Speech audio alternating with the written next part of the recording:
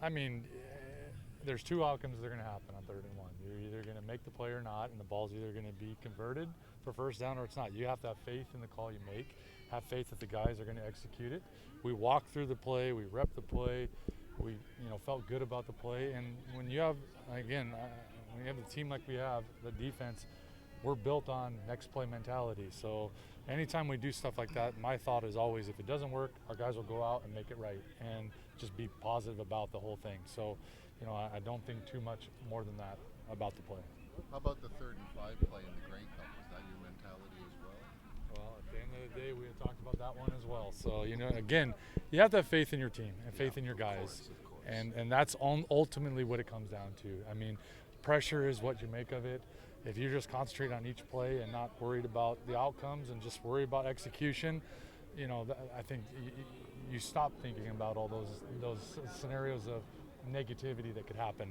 So I'd rather just think positively about our guys and the execution that's going to be made. And they have to believe in you and the play call at the Absolutely. same time. I think anytime one comes in and the players hear the call, their first thought should be, I have a job to do. I'm going to do my job to the best of my ability. And again, we're not calling anything that we don't expect to be executed. We don't call things just to call them. There's always a rhyme and a reason to it, and we have faith in our guys. And we, hopefully they've been taught through the week, those plays, and we feel good about them executing. Otherwise, we wouldn't call them. And there's plenty of plays that we work on during the week that we don't put in because they just didn't look good, and or we don't call because the situation didn't come up. But when we feel strongly about a play or strongly about a situation, you got to have conviction when you make a play. But you have to have conviction that your guys are going to make it more than anything. Why at that particular time? Why make that call? The 3rd and 1. I mean, I think it just goes with the flow of the game at times. I mean, there's a lot of different factors that factor into that call. Again, we felt good about the play going into the game regardless of where we would have called it. So it wasn't a matter of where we were on the field because we would have done just as well done it backed up as we would have done it in the red zone. But we just felt good about the call and about how we could execute it. And that the moment it presented itself, we went ahead and did it. You're talking about faith and confidence. Do you feel, success, execution is part of the success, but would you say that faith and confidence also matters in? Yeah, I mean, I think, the more success you have around here, guys expect results, and there's an expectation with play, I guess, more than anything. I have all the confidence in the world in our team, and it's because of the way they work and the way they come out here in effort, no matter what the weather is, no matter how many days we have to practice, they're always the same when they come to work. And, when they're doing that and they're working hard and they're playing again together, I'm always confident that we're going to execute.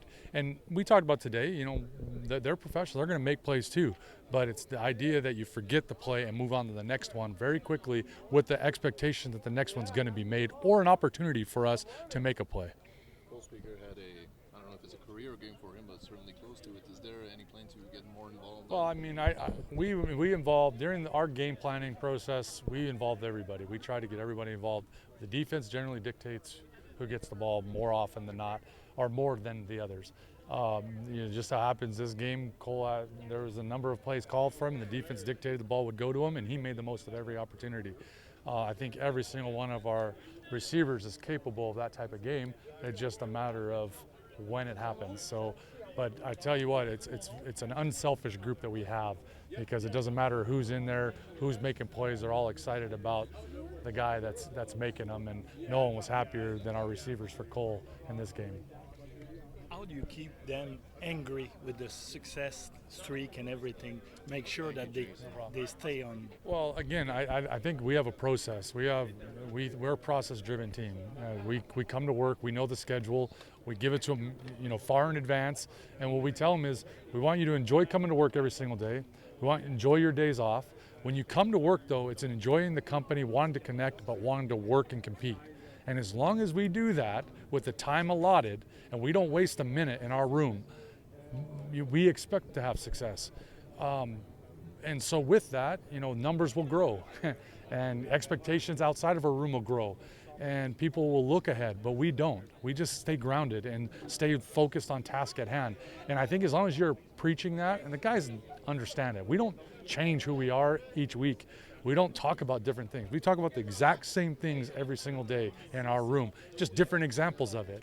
And we look for other examples that preach to what our values are by other teams out there, by other, sports, other people playing sports. We always look for people that are doing it the way we do it, as reminders of why we do it the way we do it. So, but with success comes that, and you just got to have blinders on to anything except for work and work hard. And our guys will do a great job of it.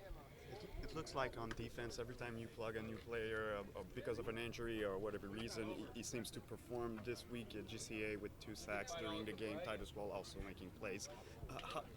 What does it says about the preparation of this defense, or what Noel does with it? Noel does a great job. All of our defensive coaches do a great job with their units, and Noel obviously oversees the whole thing. And they all have bought into what our defense is. And we do utilize people. We utilize different personnel groupings. We utilize different plays each week and designs each week.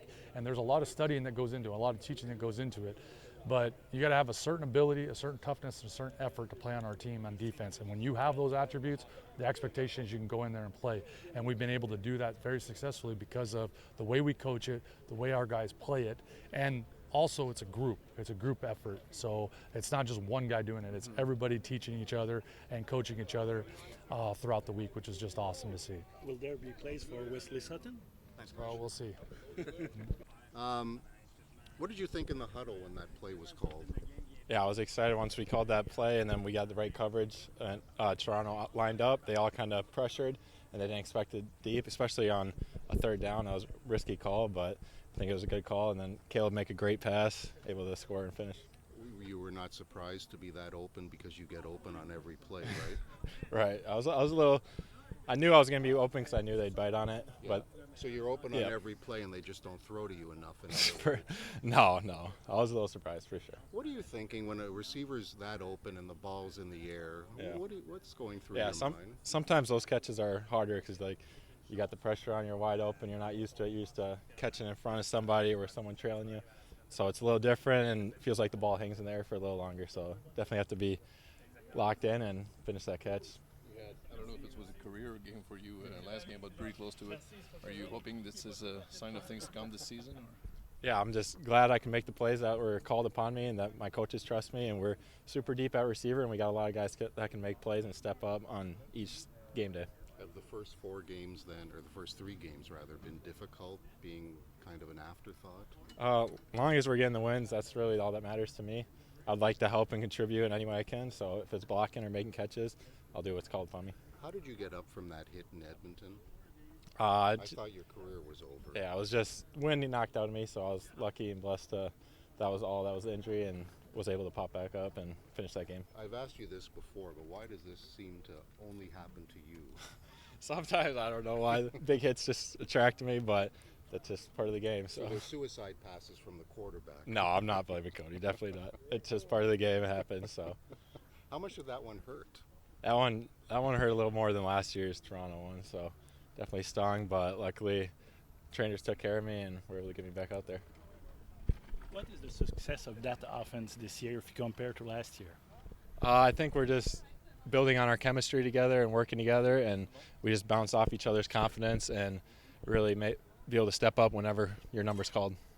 If you adding the defense on the other side, who you're going to cover? Who you're going to double cover on the Alouettes? Yeah, that's the thing. If you double cover one of the other guys, someone else is going to beat you. And we got a lot of guys that have proven they can make plays this year and last year. So it's a really exciting group to work with, and I'm just excited to keep it rolling. Is it up to mention you got a record-setting win last game? As a player, is it hard not to get carried away that kind of stat? You know, saying hey, we're running high, and how do you deal with it? I think with a coach like Coach Maas, it's really keeps us centered and keeps us focused on today and focused on winning that day, one practice at a time, one game at a time. So it's just the next one, and now we're on to Calgary and keep it rolling.